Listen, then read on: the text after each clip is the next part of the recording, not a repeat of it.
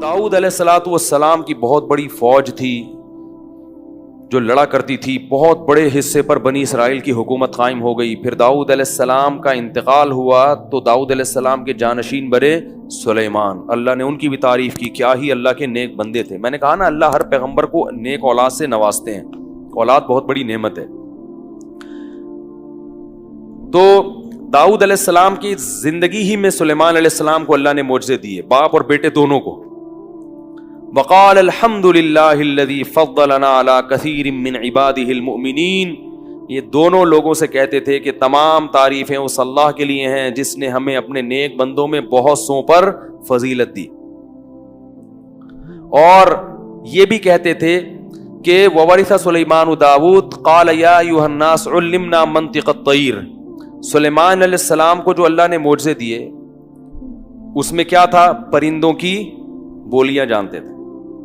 پرندے جو آپس میں ایک کنیکشن ہوتا ہے نا ان کا، آج تو سائنسدان جانتے ہیں کہ پرندوں کا آپس میں ربط ہوتا ہے، سگنل دیتے ہیں ایک دوسرے کو، پیغام دیتے ہیں، چیونٹیاں بھی پرندے بھی.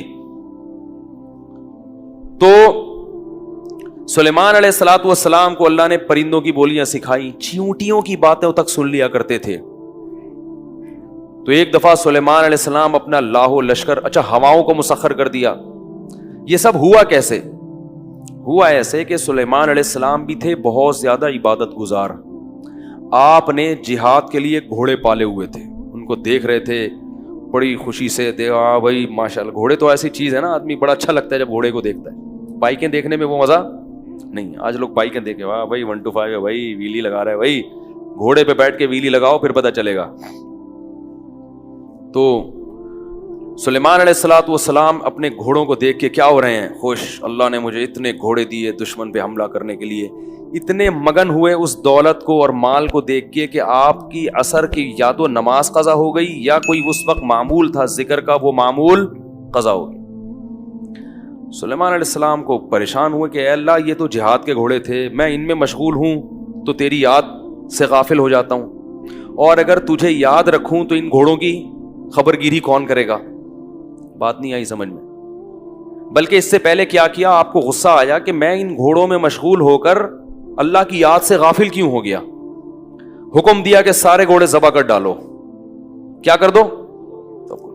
یہ مال ہے جس نے مجھے اللہ کے ذکر سے غافل کیا. سارے گھوڑے کیا کر دیے؟ ذبح کر دیے. اب جب گھوڑے ذبح کر دیے تو پھر خیال آیا بھائی جنگ تو انہی گھوڑوں سے ہوتی ہے. کیا ہو گیا بھائی؟ غلط تو نہیں کہہ رہا؟ جنگ کس سے ہوتی ہے؟ گھوڑوں سے، میزائلوں سے، اسلحے سے، ٹینکوں سے. یہ میں اس لیے کہہ رہا ہوں کہ بعض لوگ سمجھتے ہیں کہ جنگ جذبے سے ہوتی ہے، کہتے ہیں کچھ بھی نہیں ہو کود جاؤ. ایسا نہیں ہوتا، جذبے کے ساتھ چیزیں بھی چاہیے، ٹھیک ہے نا. تو انہوں نے کہا یہ تو میں نے جوش میں آ کے سارے گھوڑے ذبح کر ڈالے، اب مجھے جہاد کے لیے گھوڑے بھی چاہیے. گھوڑے رکھوں گا تو پھر کہیں آج ایک نماز قضا ہوئی کہیں دوبارہ اللہ کا ذکر سے غافل نہ ہو جاؤں. تو اب اللہ سے دعا مانگ رہے ہیں، اے اللہ تو مجھے ایسی حکومت دے دے کہ میں ان اسباب اور وسائل کا محتاج نہ رہوں تاکہ میں تیری عبادت کر سکوں. تو اب اللہ سے دعا مانگ رہے ہیں، حب لی ملک لا ینبغی من بعدی. یہ جو حضرت سلیمان تھے نا، ایسے بادشاہ تھے کہ تمام آسمانی کتابوں میں ان کو کنگ سلیمان کہا جاتا ہے. آج گورے بھی جب سلیمان علیہ السلام کا نام لیتے ہیں نا انگریز، وہ بھی کیا کہتے ہیں؟ King Solomon. دیکھا ہوگا نا آپ نے. تو ان کی بادشاہت کے اتنے چرچے ہوئے کہ ان جیسا بادشاہ نہ کائنات میں کوئی گزرا اور نہ قیامت تک کوئی دوبارہ پیدا ہوگا، کیونکہ انہوں نے دعا مانگی، اے اللہ مجھے ایسی بادشاہت دے دے لا ینبغی لاحد من بعدی، کہ میرے بعد وہ کسی کو بھی نہ ملے قیامت تک. امریکہ بھی وہ بادشاہت نہیں خواب نہیں دیکھ سکتا اس. اللہ فرماتے ہم نے ان کی دعا قبول کر لی. فسخرنا لہ الریح، ہواؤں کو تابع کر دیا. بھائی ہوا جہاں بولو گے ہوا اٹھا کے آپ کو لے جائے گی. وہ جو سلیمان علیہ السلام کا تخت تھا نا، وہ ممکن ہے کوئی ہوائی جہاز ہو، کچھ بھی چیز ہو، بہرحال کس پہ چلتا تھا؟ وہ ہواؤں پر چلتا تھا. اور جنات کو تابع بنا دیا آپ کے، جو سمندروں میں غوطے لگاتے اور سمندر کی تہ سے ہیرے جواہرات نکال کے لاتے اور بڑی بڑی عمارتیں تعمیر کرتی. یہ جو احرام مصر ہے نا، این ممکن ہے سلیمان علیہ السلام کے دور میں جنات کی تعمیرات ہوں تبھی تو یہ دنیا کا ایک عجوبہ ہے کہ بغیر جوڑ کے اتنی بڑی بڑی دیواریں پہاڑ کی چوٹی پہ لے کر کون گیا تھا؟ کرینے تو ایجاد نہیں ہوئی تھی، تو یہ پہاڑ کی چوٹی پر اینٹیں ہوتی نا تو ملا دیا ہوتا. آپ کہہ سکتے ہیں ہو سکتا ہے اس زمانے کے انسان اتنے بڑے بڑے ہوں، تو انسانوں کی جو لاشیں اس زمانے کی نکل رہی ہیں وہ اتنے بڑے بڑے نہیں. فرعون تو اتنا ہی ہے جتنا سب لوگ ہوتے ہیں. جو لاش ہے نا فرعون کی، تو عجوبہ اسی وجہ سے ہے کہ کوئی جوڑ نہیں ہے، کوئی اینٹیں نہیں ہے، تو اتنی بڑی بڑی عمارتیں لے جا کے پہاڑوں کے رکھی کیسے؟ عین ممکن ہے، میں 100% نہیں کہہ رہا، لیکن عین ممکن ہے یہ انہی جنات کا کام ہو. جن تو جن ہے نا، صحیح ہے نا. تو اللہ فرماتے ہیں کہ پھر وہ بڑی بڑی دیگچے بناتے، فوجی ان دیگچوں میں کھانا کھاتے. وقدور الراسیات، بہت سارے معجزے اللہ نے حضرت سلیمان علیہ السلام کو بھی دیے. اور خواتین سے پیشگی معذرت کہ سلیمان علیہ السلام کی 100 بیویوں کا ذکر تو صحیح بخاری میں ہے، معذرت کے ساتھ. ایک تھوڑا سا قصہ آ گیا درمیان. کتنی بیویاں تھیں سلیمان علیہ السلام کی؟ 100 بیویاں کم سے کم، جو صحیح بخاری میں ہیں. اس سے زیادہ کتنا تھی اللہ ہی بہتر جانتا ہے. تبھی بہت سے گوروں نے سلیمان علیہ السلام کا تذکرہ اچھے الفاظ میں نہیں کیا. انگریز جو ہے نا، بعض مورخین معاذ اللہ نقل کفر وہ سلیمان علیہ السلام کو عیاش پرست بادشاہوں میں شامل کرتے ہیں ان کی تحریروں میں انگریزوں کی. جبکہ ہم یہ کہتے ہیں کہ پیغمبر عیش پرست نہیں ہو سکتے، کیونکہ نکاح کی کثرت عیش پرستی نہیں ہے. اس زمانے میں زیادہ جائز تھے تو انہوں نے زیادہ کیا. ہمارے ہاں شرطوں کے ساتھ جائز ہیں، شرط حقوق پورے کرے اور وہ بھی ایک حد تک. تو معذرت، بس جو خواتین کو تکلیف ہونی تھی ہو گئی. اب میں دوبارہ اچھی اچھی باتوں کی طرف آ رہا ہوں، ٹھیک ہے نا. وہ بھاگ جاتی ہیں بھائی، اگلے دن بیان میں ہی نہیں آتی، بھائی اب نہیں کر رہا، بس اب قصہ ختم ہو گیا. تو سلیمان علیہ السلام نے کیا ہوا کہ اتنی بڑی اللہ نے حکومت دے دی، اتنے سارے فوجی آپ کے پاس آ گئے. تو سلیمان علیہ السلام نے ایک دن قسم اٹھائی کہ میں اپنی 100 بیویوں کے قریب جاؤں گا اور اللہ مجھے 100 بیٹے دے گا، اور ان 100 بیٹوں کو اللہ کے راستے کا شہسوار بناؤں گا، میں مجاہد بناؤں گا. انشاءاللہ نہیں کہا. کسی نے کہا انشاءاللہ تو کہیں اگر اللہ چاہے، انہوں نے کہا بھول گئے وہ نا. تو وہ کسی ایک کو بھی حمل نہیں ہوا. یہ بھی معجزہ تھا.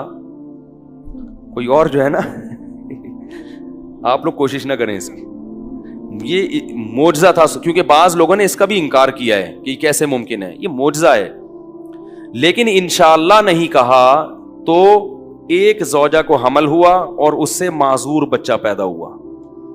سلیمان علیہ السلام کو احساس ہو گیا کہ یہ میں نے انشاءاللہ نہیں کہا تھا، اس کی سزا ملی ہے. خیر انہوں نے دعا مانگی کہ اللہ مجھے ایسی حکومت دے، تو ہواؤں کو اللہ نے تابع کر دیا، جنات، اور یہ بڑی زبردست.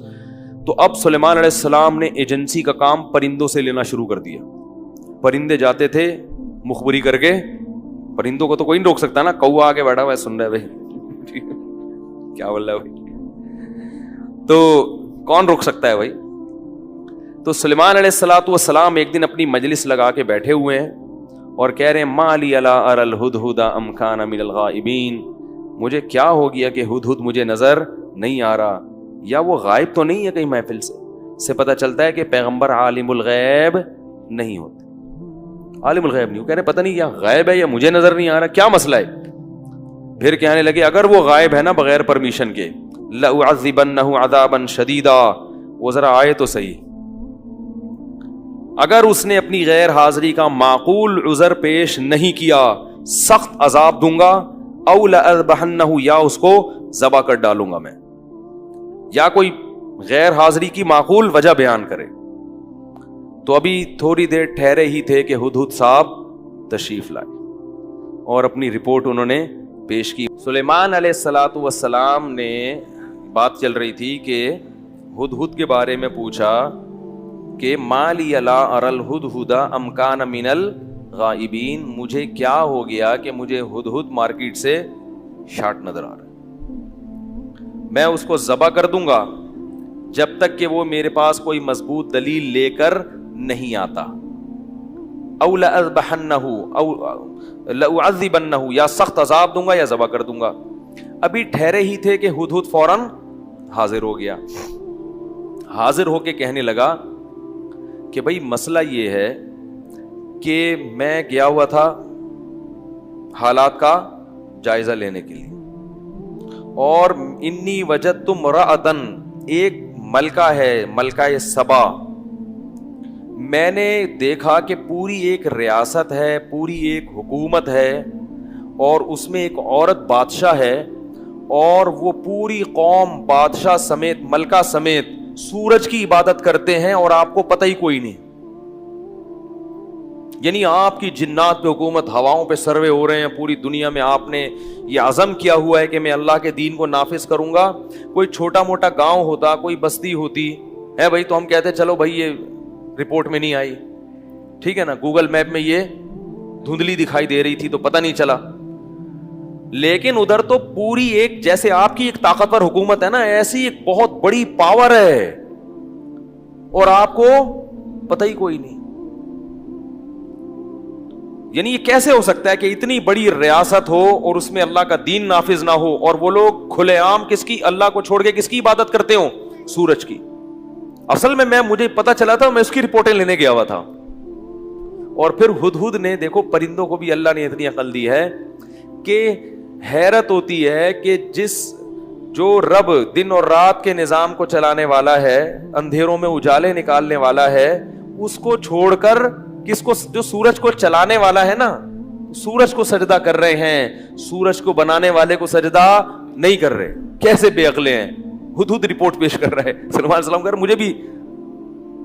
تو ہدہد اگر بت پرستوں کو دیکھ لیتا تو اور حیران ہوتا کہ سورج پھر بھی کوئی کچھ پاور تو ہے نا, ان پتھروں کے بنے ہوئے بتوں میں تو یہ پرندے دیکھ کے ہنستے ہوں گے کہ یار یہ تو بالکل ہی فارغ ہیں کہ اپنی ہاتھ سے بنا کے اسی کو پوج رہے.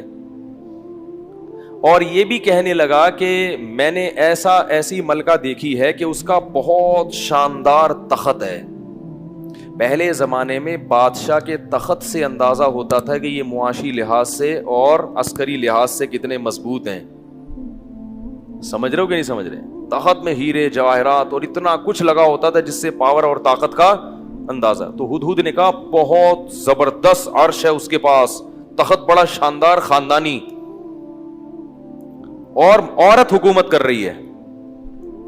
سلیمان علیہ السلام نے کہا کہ ننظر, ہم دیکھتے ہیں کہ تو بہانے تو نہیں کر رہا غیر حاضری کے. اصدقت ام کنت من الکاذبین. اس سے بھی پتہ چلتا ہے کہ سلیمان علیہ السلام عالم الغیب. بولو بھائی, جتنا اللہ علم دے دیتا ہے اتنا پتہ چلتا ہے, جو نہیں بتاتا وہ پتہ نہیں چلتا. یہی ہمارا عقیدہ ہے نبی صلی اللہ علیہ وسلم کے بارے میں بھی. جو غیب کا علم اللہ نے نبی کو دے دیا اس میں آپ عالم الغیب ہیں, جو نہیں دیا اس میں آپ عالم الغیب نہیں ہیں. غیب کا علم ہے وہ علم جو اللہ نے دیا, جو نہیں دیا وہ نہیں ہے. تو کہا کہ میں دیکھتا ہوں کہ تو سچ بول رہا ہے, کیونکہ ہدہد لکھنا پڑھنا تو جانتا نہیں تھا. انہوں نے کہا میں خط دے رہا ہوں, وہ خط لے کے جانا اور اس کا جواب لے کے آنا. ان کو پتا تھا اگر کچھ نہیں ہوگا تو کیا کرے گا, وہ گھماتا رہے گا خط کے, کیا نہ پڑھ سکے گا نہ اس کا جواب لکھ سکے گا. کہا کہ خط لے کے جاؤ. اب حضرت سلیمان علیہ السلام نے ملکہ سبا کو بڑا خاندانی خط لکھا. جب آپ کے پاس پاور ہوتی ہے نا, طاقت, تو پھر آپ بات کرنے کا اسٹائل آپ کا وہی اسٹائل ہوتا ہے. جب کمزور ہوتے ہیں تو پھر یس سر جی سر کرتے ہیں آپ. سلیمان علیہ السلام بہت طاقتور تھے, ملکہ سبا بھی طاقتور تھی لیکن یہ بھی تھے. تو سلیمان علیہ السلام نے اس کو, ملکہ سبا کو جو پیغام بھیجا, لا تعلوا علیہ. کیسا انداز تھا دیکھو یار. انہ من سلیمان, یہ خط سلیمان کی طرف سے. وَإِنَّهُ, اور اس کا مضمون کیا ہے, بسم اللہ الرحمن الرحیم, اس اللہ کے نام سے جو بڑا مہربان اور نہایت رحم کرنے والا ہے. اس میں بتا دیا کہ ہم رب کس کو مانتے ہیں, اللہ کو, سورج کو, مخلوق کو نہیں مانتے. یہ آدھی تبلیغ تو اسی سے ہو گئی. کہتے ہیں نا جو حکمت والا ہے نا اس کا کلام مختصر اور جامع, مختصر جامع, ٹو دا پوائنٹ بات. اس کلپ میں جو ہے نا ٹو دا پوائنٹ بات نہیں ہے, بہت لمبی بات کی انہوں نے. میں نے وہاں کمنٹس میں لکھا ہے کہ جو پوائنٹ کی بات ہے نا اس کو فوکس کرو, یہ جانتے ہیں کیا بات ہو رہی ہے. خیر, تو اتنے لمبے نہیں کسی سے سنے جاتے کہ جوابات میں.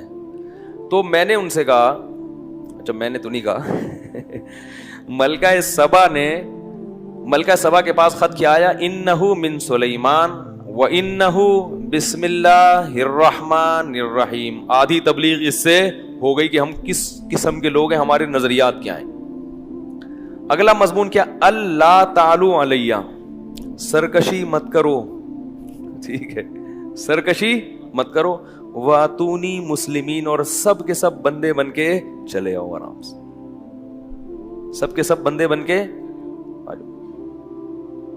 نہیں یاری بات میرا خیال ہے، کیا انداز ہے دیکھو یار، پیغمبر کی کیا جلال ہے، ایسی پاورفل حکومت کہ دوسری، جیسے امریکہ نے فون کیا تھا نا جنرل مشرف صاحب کو جب ورلڈ ٹریڈ سینٹر پہ حملہ ہوا ہے کہ دوسری کوئی بات ہم نہیں سنیں گے، انہوں نے کہا اچھا ٹھیک ہے۔ انہوں نے کیا کہا؟ انہوں نے کہا آپ ہمیں اپنے اڈے دے دیں، انہوں نے فوراً کہا کہ اچھا ٹھیک ہے۔ تو جب پاور ہوتی ہے نا تو پھر اسٹائل یہی ہوتا ہے۔ ایک فون آیا تھا نا کہ بھائی ہمیں آپ کے اڈے چاہیے افغانستان پر حملہ کرنے کے لیے، کیا کہا؟ اچھا ٹھیک ہے، کیونکہ ان کو پتا تھا کہ نہیں دیے تو اگلا حملہ پھر وہ انڈیا سے کہیں گے ہمیں آپ کے اڈے چاہیے کس پہ حملہ کرنے کے لیے۔ اس لیے اسلام کہتا ہے اعدوا لهم ما استطعتم من قوہ، اپنی طاقت کو مضبوط کرو، مضبوط کرو۔ دنیا کمزور کو کھا جاتی ہے، ہاں طاقت کا غلط استعمال نہ ہو، کسی پہ ظلم نہ ہو۔ سلیمان علیہ السلام ظلم تو نہیں کر رہے تھے نا، وہ یہ تھوڑی کرتے میں تمہاری انسٹنٹ بجا دوں گا، آؤ ہم نے تمہیں اسلام کی تبلیغ کی ہے، بندی بن کے چلی آؤ۔ اللہ تعالی علیہ واتونی مسلمین، سرکشی مت کرو اور اسلام قبول کر لو، فرما بردار بن کے تم بھی اور تمہارے جتنے بھی ہیں نا بڑے بڑے سب آ جاؤ، آ کے پھر مذاکرات کریں گے، پھر اس حکومت کو کس کے حوالے کرنا ہے، تمہارا ملک تم چلاؤ گے ہم چلائیں گے، یہ بات کی بات ہے۔ ابھی تو فوری طور پہ کیا ہے، بندے بن کے چلے آؤ۔ ملکہ سبا بہت ذہین تھی، حدیث میں آتا ہے کہ اللہ نے عورت کو مرد کی نسبت عقل کم دی ہے، یہ حدیث میں ثابت ہے، ناقص العقل ہے، ناقص العقل مرد کی نسبت کم، لیکن بعض عورتیں تاریخ میں مردوں سے کئی گنا زیادہ ذہین گزری ہیں، اور آج بھی ہوں گی جو بیان سننے آ رہی ہیں، صحیح ہے نا؟ تو بعض خواتین مردوں سے کیا ہوتی ہیں، ذہین ہوتی ہیں۔ قرآن میں جتنی امتوں کے واقعات ہیں نا، ان کے پاس جب بھی نبی کی دعوت گئی ہے، چاہے وہ بادشاہ ہوں، چاہے وہ عام لوگ ہوں، فرعون ہو، سب نے احمقانہ حرکتیں کی ہیں، جذباتی پن میں آئے اور پیغمبروں کی مخالفت خامخواہ میں شروع کر دی۔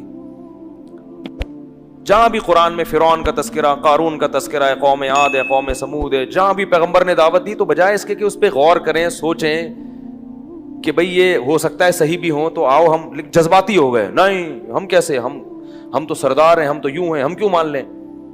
ملکہ سبا وہ واحد سمجھدار خاتون تھی جس کے پاس جب خط آیا تو پہلی بات اس نے فوراً فیصلہ نہیں کیا، اس نے کہا پہلے مشورہ ہوگا۔ یہ بھی قرآن اس کے ایک ایک پہلو کو بیان کرتا ہے۔ سمجھدار انسان کی علامت ہوتی ہے کہ وہ فوراً جذباتی نہیں ہوتا، اس کے تمام مفید اور نقصان دہ پہلوؤں پہ پہلے غور کرتا ہے۔ تو اور دوسری ملکہ سبا کی ذہانت دیکھو، ملکہ سبا نے فوراً اجلاس بلایا، پتہ نہیں اس کا میاں کہاں ہوگا، میں تو اسی بھی سوچتا رہتا ہوں، ہے بھائی ملکہ تو وہ تھی تو میاں کیا ہوگا اس کا، میاں کو نوکر ہوگا گھر میں۔ ہمارے والا حساب ہو گیا نا، جیسے وہ جو تھے پیپلز پارٹی کے، تو وہی جو بہت زیادہ ڈیٹیل پھر کلپ آ جائے گا یار، آج کل کلپوں نے بڑا پریشان کیا ہوا ہے۔ تو ملکہ میرا خیال ہے وہ انمیرڈ ہوگی یا بیوہ ہوگی، ہاں خیال ہے، رپورٹ نہیں ہے، خیال ہے یہ۔ تو ملکہ سبا نے پہلی بات تو یہ کہ اپنے درباری جب جمع کیے نا، وہ بڑے بڑے طاقتور اور وہ سارے درباری، ان سے کہا انی القی الیہ کتاب کریم، میرے پاس ایک بڑا عزت والا خط آیا ہے، یعنی خط کے ٹاپک سے لگ رہا ہے کہ یہ بندہ چھوٹے ذہن والا نہیں ہے، کریم، عزت دار، خاندانی خط۔ اس سے بھی ملکہ سبا کی ذہانت کا، خط کے مضمون سے جیسے آپ جب کسی کے خلاف کمنٹس کرتے ہیں نا تو آپ کے کمنٹس سے اندازہ ہو جاتا ہے کہ آپ کس فیملی سے بلونگ کرتے ہیں، ٹھیک ہے نا؟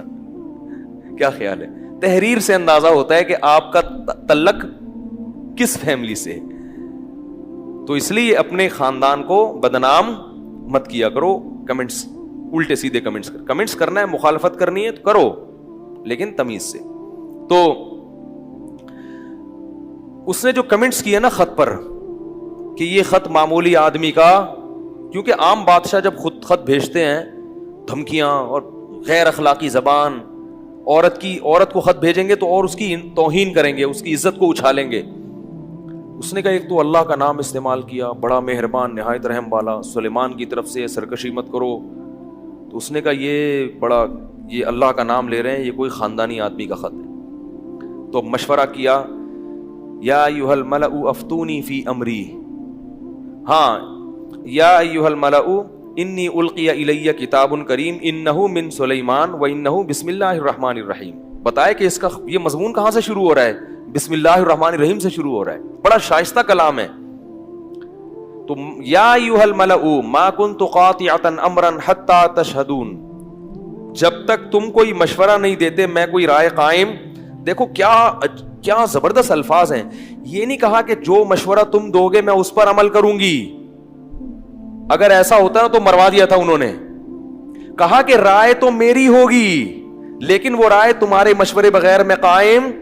یہ بڑی خاندانی, خدا کی قسم اس کے ایک ایک الفاظ جو ہے نا, کیونکہ رائے میں آپ کسی کی رائے کو اپنے اوپر مسلط نہیں کر سکتے. جتنا اچھا فیصلہ اپنے بارے میں آپ خود کر سکتے ہیں کوئی دوسرا نہیں کر سکتا. مشورہ سب سے لیں, کریں اپنی. جب اپنی ہی کرنی ہے تو مشورے کا فائدہ کیا؟ سوال پیدا ہوتا ہے بے بھائی جب اپنی ہی کرنی ہے تو پبلک سے مشورہ کیوں لے رہا ہے؟ کوئی غلط بات تو نہیں کر رہا نا میں؟ سوال پیدا ہوتا ہے. مشورہ لینے سے کیا ہوگا کہ اس کے تمام مثبت پہلو اور منفی پہلو آپ کے سامنے آ جائیں گے. بعض ایسے پازیٹیو پہلو ہوتے ہیں جن کی طرف آپ کی توجہ نہیں ہوتی کیونکہ آپ انسان ہیں, محدود ہیں صلاحیت. بعض منفی پہلو ہوتے ہیں اس کی طرف توجہ نہیں ہوتی.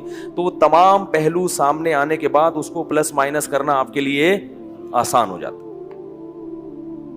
تو اس لیے اس نے کہا کہ میں خود سے, اگر بیوقوف عورت ہوتی نا کہتی یہ تو مشورے کی چیز ہی نہیں ہے, لگا فوجیں لے کے چڑھ جاؤ سالوں پر, یہی کہتے ہیں نا وہ, یا بھاگ لو یہاں سے ٹھیک ہے, اس سے پہلے کہ وہ آئے. تو اس نے کہا کہ میں فیصلہ تو میرا ہی ہوگا لیکن میں اس وقت تک فیصلہ نہیں کروں گی جب تک کہ تم مشورہ نہیں دو گے.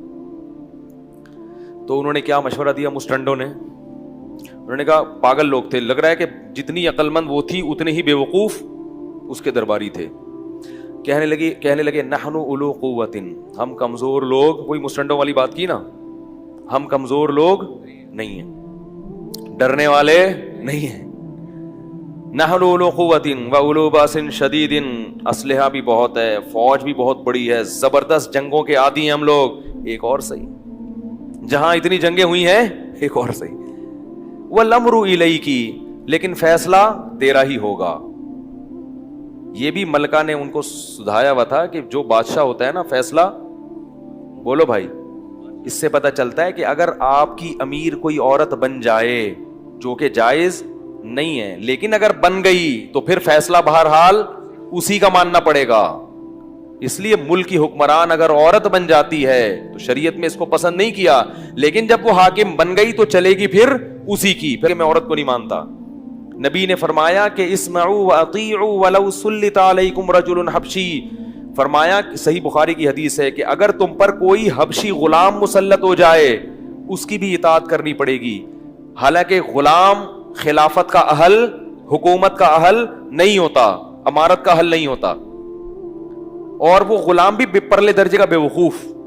فرمائے پھر بھی جب اور مسلط ہوا ہے قانونی طریقے سے یا خلافت کے طریقے سے یا قوم کی سلیکشن سے نہیں آیا, ظلم کر کے مسلط ہو گیا. جب ہو گیا تو اب امت کی جوڑ اس میں ہے کہ اس کو فالو کرنا پڑے گا, ورنہ امت کا خمیازہ بکھر جائے گا. ورنہ ہر آدمی اپنی رائے, وہ اپنی تو تباہ ہو جائیں گے. تو یہ اسلام نے امت کو جوڑنے کے لیے یہ احکام دیے ہیں. سمجھ میں آ رہی ہے بات؟ تو انہوں نے کیا کہا کہ فیصلہ کس کے ہاتھ میں؟ تیرے ہاتھ میں, باقی ہم تو لڑنے کے لیے تیار ہیں. یہ بڑی اچھی بات تھی کہ بھئی اپنی آپ نے صلاحیتوں کا اظہار کر دیا. تو ملکہ نے کہا کہ دیکھو نہ تو میں یہ کہتی ہوں کہ لڑیں گے نہیں اور نہ یہ کہتی ہوں کہ لڑیں گے, امتحان لیتی ہوں کہ یہ واقعی اللہ کی طرف دعوت دے رہا ہے یا دین لیبل اللہ کا لگا رہا ہے اور مقصد ہے اس کا حکومت اور دولت. کیا عقل ہے یار, دیکھو خدا کی قسم. بھائی صرف اللہ کا نام لینے سے اللہ والا یا سچا پیغمبر نہیں بن جاتا. محمد صلی اللہ علیہ وسلم کی تعریفوں میں تو مرزا غلام احمد قادیانی نے بھی بڑے نعتیہ کلام لکھے ہیں, اور بھی ہمارے بڑے ملک کے مشہور لوگ ہیں جو اللہ اس کے رسول کا نام استعمال کرتے ہیں, لیکن لے کے جاتے ہیں لوگوں کو گمراہی کی طرف, اس میں اپنا دنیاوی مفاد ہوتا ہے. اس نے کہا اللہ کا نام استعمال ہو رہا ہے, الرحمن الرحیم بھی کہہ رہا ہے, اور سب اسلام قبول کر لو اور فرمانبردار بن جاؤ, بڑی اچھی اچھی باتیں کر رہا ہے. تو میں یہ دیکھوں گی کہ یہ اہل حق میں سے ہے, یہ واقعی اللہ کے دین کی طرف لے آنا چاہتا ہے, ہمیں اللہ کا پیغمبر ہے, یا یہ بادشاہ ہے جو طاقت کے نشے میں پوری دنیا پہ قبضہ کر کے ہمارے اسباب اور وسائل کو ہتھیانا چاہتا ہے. تو میں امتحان لوں گی, اگر اس امتحان کے نتیجے میں یہ ثابت ہو گیا کہ یہ پیغمبر ہے, اس سے لڑنا پھر فضول حرکت ہے, اور اس کی اگر یہ حق دعوت دے رہا ہے تو لڑنے میں کیا ہوگا, نقصان. اور اگر یہ لالچی شخص نکلا تو پھر ہم اس سے کیا کریں گے, ہم بزدل نہیں ہیں کہ جو بھی ہمیں کہہ کے فرمانبردار بن کے چلے جائے اور ہم جناب بنیان پہن کے ٹھیک ہے چلے جائیں جی حضور, ایسے تھوڑی ہم گرے پڑے لوگ نہیں ہیں. حق کی دعوت ہوگی تو قبول کریں گے, حق کی دعوت نہیں ہوگی تو قبول نہیں کریں گے, لڑیں گے پھر. اور یہ بھی کہا کہ میں اس لیے تمہیں مشورہ دے رہی ہوں, ان الملوک اذا دخلوا قریۃ افسدوها وجعلوا اعزۃ اہلها اذلۃ وكذلك يفعلون. جلد بازی مت کرو, جنگ کی طرف فوراً مت جاؤ, کیونکہ بادشاہ جب جنگ کے ذریعے کسی علاقے کو فتح کرتے ہیں تو عزت دار لوگوں کو ذلیل کر, اگر اس نے حملہ کر کے ہمیں فتح کیا نا تو پھر یہ ہماری عزت نہیں ہوگی جو ابھی شرافت سے جانے میں ہے. ابھی جائیں گے تو پروٹوکول دیا جائے گا, سمجھ رہے ہیں, عزت ملے گی. اور اگر جنگ کے ذریعے وہ ہم پر غالب آ گئے تو شہروں کو جنگ میں تو پھر بربادی ہوتی ہے, غلام بنتے ہیں, عورتیں لونڈیاں بنتی ہیں, کیا کچھ ہوتا ہے. تو اس لیے جلدی مت کرو, امتحان لیتی ہوں, دنیا دار ہے, فائٹ کریں گے, لڑیں گے. اور اگر حق کی دعوت دے رہا ہے, لالچی نہیں ہے, تو پھر اس سے لڑنا فضول ہے. پھر اپنی عزت اسی میں ہے کہ عزت اور شرافت کے ساتھ اچھے بچے بن کے چلے جاؤ, پروٹوکول ملے گا کہ بھئی بغیر جنگ کے تسلیم ہو گئی. تو اب امتحان کیسے لیا جائے, کیا ایک ایک چیز ملکہ سبا کی ذہانت پر دلالت کر رہی ہے. انی مرسلۃ الیہم بہدیۃ, اس نے ہمیں کہا ہے کہ تم ہمارے ماتحت بن جاؤ. مقصد دولت اگر ہے تو میں اس کو اتنے ہدیے بھیجتی ہوں, اتنے پاورفل ہدیے, ہیرے جواہرات. اس کے ظاہر حکمرانوں کے پاس کیا ہوتا ہے, ذرا سا بھی لالچ اس کے دل میں ہوئی تو ہدیے دیکھ کر پگھل جائے گا. بولے کہ یہی تو چاہیے تھا. ایکچولی ہم اصل میں وہ تو اللہ اس کے رسول کا نام تھا, لیکن چونکہ آپ نے اتنے اچھے اچھے ہدیے بھیج دیے ہیں تو ہم اس کو دین کی خدمت میں کیا کریں گے, خرچ کریں گے. تو اس طرح سے 2-4 ہدیے اور بھی اگر مل جائیں تو بہت اچھا ہوگا. یعنی وہ پگھل جائے گا, اس کی دعوت میں کیا پیدا ہو جائے گی, نرمی. جیسے وہ ایک وکیل نے جج سے کہا نا کہ میرے جو موکل ہے اس کے صحیح ہونے کا ثبوت قانون کی اس کتاب کے صفحہ نمبر 325 پہ ہے. تو جج نے جب کتاب کھولی تو 325 پہ 5000 کا نوٹ رکھا ہوا تھا. تو جج نے کہا ایسے 2-4 ثبوت اور چاہیے, ایسے 2-4 ثبوت. تو وہ پیسے دیکھ کے جج بھی کیا ہو جاتے ہیں, پھسل جاتے ہیں. تو اس نے کہا یہ پھسل جائے گا, کیونکہ انہوں نے اتنے ہدیے, اس کا خیال تھا کہ ہمارے پاس اتنی بڑی حکومت ہے, ایسے ہدیے انہوں نے کبھی دیکھے بھی نہیں ہوں گے. تو جب سفیر آیا حضرت سلیمان علیہ السلام کے پاس, وہ تحفے, تحائف, پرفیوم, پتہ نہیں کیا کیا ہوگا اس زمانے میں, جوڑے لے کے اور خوبصورت تاج لے کے. تو سلیمان علیہ السلام نے کہا اتمدوننی بمال, تم مجھے پیسوں کے ذریعے میری مدد کرنا چاہتے ہو. فما آتانی اللہ خیر مما آتاکم, اس سے بولو کہ ہمیں اللہ نے جو کچھ دیا نا تم نے وہ کبھی خواب میں بھی نہیں دیکھا. ہاں پیسہ ہمارے پاس بہت ہے, اور جن بن تو ہمارے دائیں بائیں گھوم رہے ہوتے ہیں, ٹھیک ہے, بہت ہے ہمارے پاس. بل انتم بہدیتکم تفرحون, تم اترا رہے ہو, ہدیہ دے کے ہمیں خوش کرنا چاہتے ہو. اور پھر اس قاصد سے کہا ارجع الیہم, واپس جا اور ان سے کہو کہ ابھی تو خط آیا تھا, اب خط نہیں آئے گا. فلناتینہم بجنود, لشکر آئے گا, لشکر. لا قبل لہم بہا, جس کے سامنے نہیں ٹھہر سکتے. ولنخرجنہم منہا اذلۃ, ذلیل کر کے تمہیں تمہارے ملک سے نکال دیں گے. وہم صاغرون, تم سب کمتر ہو چکے ہوگے. جبھی جو عزت مل رہی ہے نا, یہ جنازہ نکل جائے گا.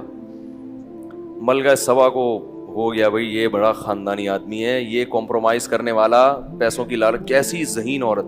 حیرانگی اس پر ہوتی ہے قرآن میں جتنے بھی واقعات ہیں نا پیغمبروں کے, فرعون کو موسیٰ علیہ السلام سمجھا کے تھک گئے, معجزے دکھائے, مینڈکوں کا عذاب کیا کم بخت نہیں مانا. اس سے پتہ چلتا ہے کہ جذباتی آدمی کبھی بھی کامیاب نہیں ہوتا. آپ کی بات کے کتنے بھی خلاف بات کوئی کر رہا ہو, اس کو ٹھنڈے دل سے آرام سے سنیں, پھر تجزیہ کریں تمیز کے ساتھ. تو ملکہ سبا نے ارادہ کیا, چل بھائی نکلو بھائی, چلتے ہیں, قافلہ لے کے جاتے ہیں. ان سے اسلام نہیں لائی, لیکن جا کے کیا کرتے ہیں, تحقیق کرتے ہیں. ایک دم نہیں اسلام لائی, جا کے دیکھتے ہیں کہ یہ واقعی نبی ہیں, تحقیق کے لیے بلایا ہے نا, تو جاتے ہیں ہم. سلیمان علیہ السلام نے کہا اب یہ آ رہی ہے نا, تو اب اس کو اپنے معجزے دکھاؤ. کیا دکھاؤ؟ معجزے. پہلا معجزہ انہوں نے کہا کہ اتنا بڑا تخت ہے. اپنے جنات میں سے لوگوں سے, جنات سے کہا کہ ایکم یاتینی بعرشھا قبل ان یاتونی مسلمین, اس سے پہلے کہ وہ فرما بردار بن کے ہمارے پاس آئے, اس کا عرش کون اٹھا کے, تخت کون اٹھا کے لائے گا. یعنی چونکہ وہ تخت دیکھ کے حیران ہو جائے گی تو مانے گی کہ بھئی یہ معجزہ ہو سکتا ہے, یہ کوئی ٹیکنالوجی نہیں ہے. تو یہ اللہ کی مدد ہے ان کے ساتھ.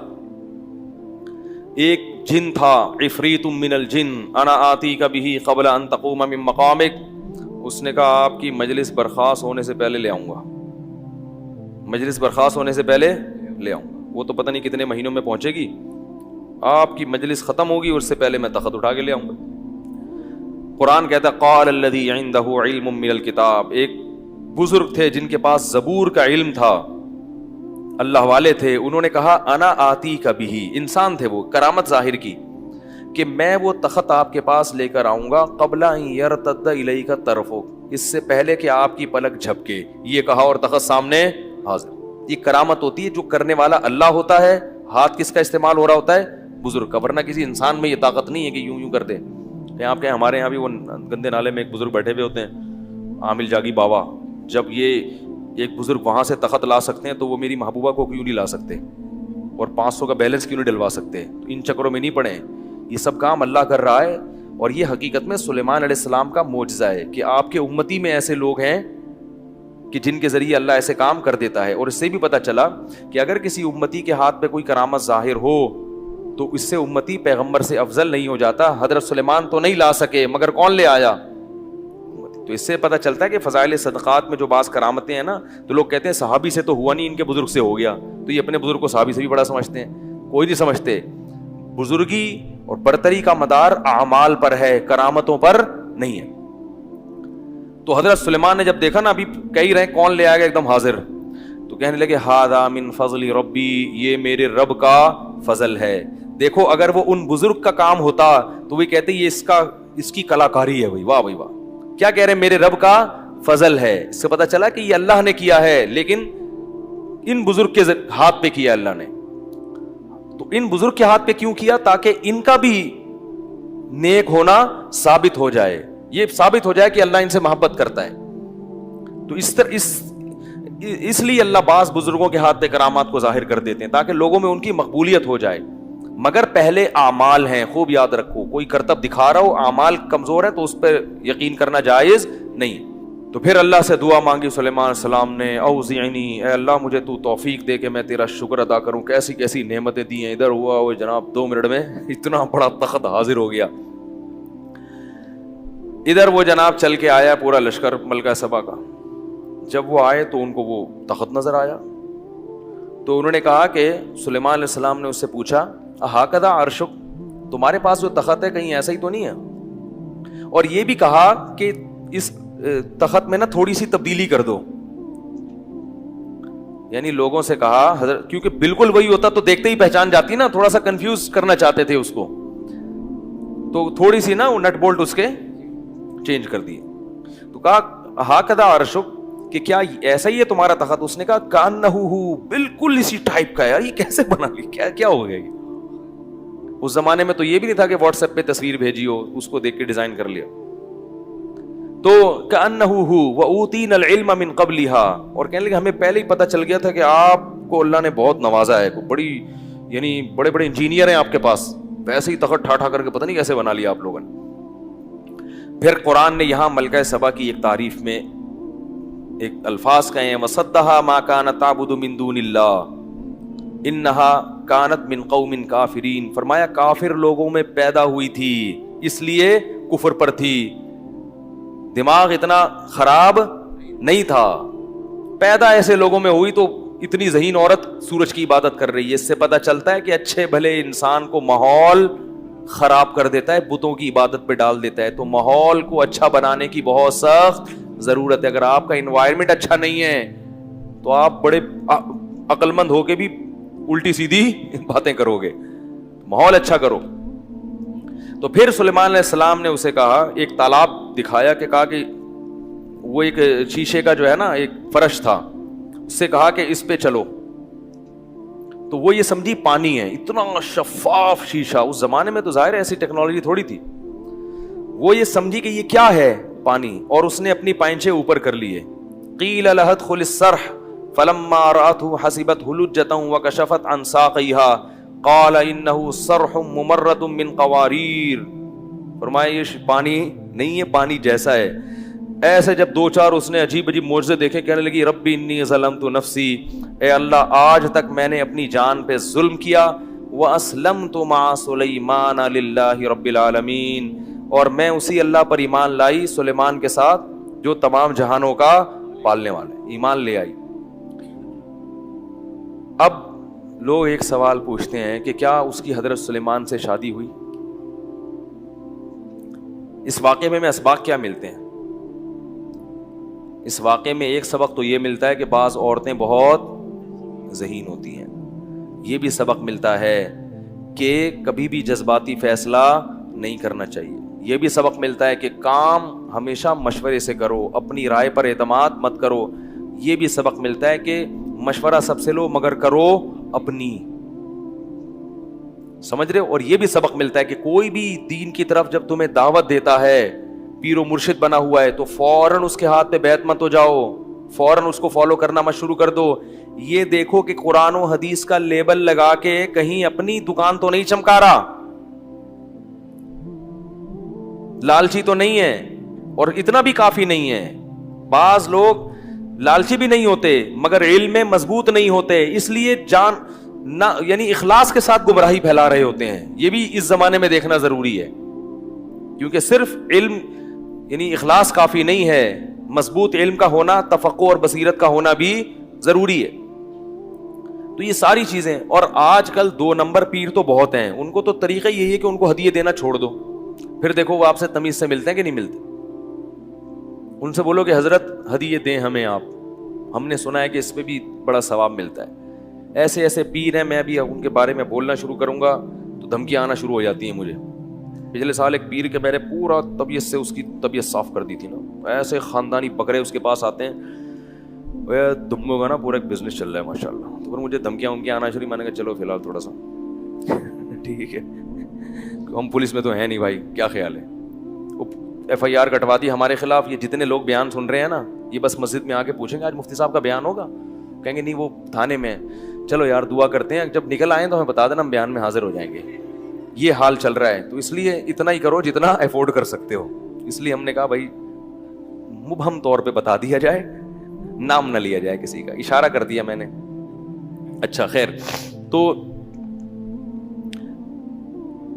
جو ہے اس سے کیا سبق ملتا ہے کہ عقل مند تھی، کس طریقے سے اللہ نے اس کو اسلام کی توفیق دی، اور پوری قوم بھی اسلام لے آئی، پوری قوم اسلام لانا، یہ اس سے پتہ چلتا ہے کہ جو قوم کے اپر لیول کے لوگ ہیں نا، ان پہ جب محنت کی جائے تو محنت کم ہوتی ہے، اس کا آؤٹ پٹ نیچے ایک ایک کو پڑھ کے سمجھاتے رہو گے، اس سے بہتر ہے کہ تبھی نبی نے بادشاہوں پہ اسپیشل محنت کی ہے، بادشاہوں کو خود بھیجیں، بادشاہ ٹھیک ہو جائے، اوپر کا طبقہ ٹھیک ہو جائے تو نیچے والے انہی کو فالو کرتے ہیں۔ اس سے بھی پتہ چلا کہ بعض لوگ علماء پہ طنز کرتے ہیں کہ یہ اتنے بڑے بڑے افسران سے کیوں ملتے ہیں، وہ نواز شریف سے کیوں ملے، وہ فلانے سے کیوں ملے، بھائی وہ اس لیے مل رہے ہیں کہ یہ صحیح ہو گیا تو اس کے نیچے سارے صحیح ہو جائیں گے۔ لوگ یہ کہتے ہیں صحیح ہو ہی نہیں سکتا، تو نہیں ہو سکتا تو کچھ برائی میں کچھ کمی تو ہو سکتی ہے نا، تو ہر ایک کے نا اچھا پہلو تلاش کیا کرو، خام خواہ میں الزامات لگانا، بدگمانیاں کرنا، اس سے کوئی فائدہ نہیں ہوتا۔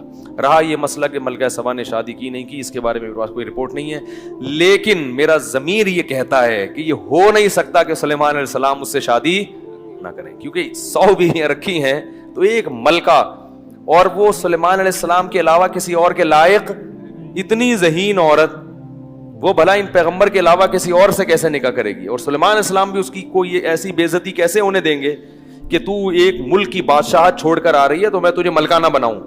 تو رپورٹ تو نہیں ہے میرے پاس، ٹھیک ہے نا، لیکن ضمیر یہ کہتا ہے کہ ایسا ممکن نہیں ہے۔ ہم ہوتے تو ہم کہتے ایکچولی بڑے مسائل ہیں شادی میں، بچوں کا کھیل تھوڑی ہے، یہ ہے وہ ہے، ہم کہتے کہیں اور سے شادی کرو۔ وہ بیٹھی ہوتی اخباروں میں اشتہار دے رہی ہوتی کہ میں نے ملک مملکت چھوڑ دی لیکن مجھے کوئی بندہ نہیں مل رہا، کوئی بیوی بنانے کے لیے تیار نہیں ہے۔ تو یہ ہمارے مسائل ہیں، یہ اس دور کے مسائل نہیں تھے، یہ ہندوؤں کے سے ہمارے اندر یہ مسائل آئے ہیں۔ اس دور میں یہ مسائل نہیں تھے، پیغمبر نکاح کرتے تھے جیسے ہی نکاح کا موقع ان کو ملتا تھا۔ اللہ تعالیٰ سمجھنے کی عمل کی توفیق عطا فرمائے۔